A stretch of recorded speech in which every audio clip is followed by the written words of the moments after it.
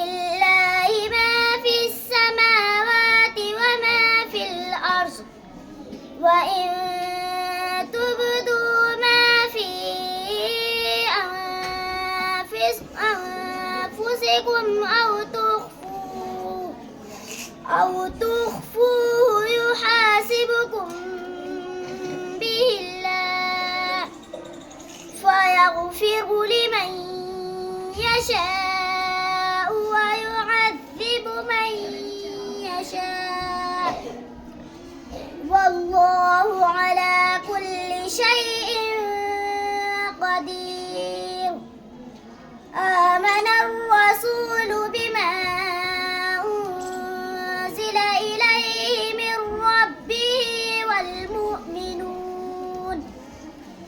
كل آمن بالله وملائكته وكتبه ورسله لا نفرق بين أحد من رسله وقالوا سمعنا وأطعنا غفرانك ربنا وإليك المصير.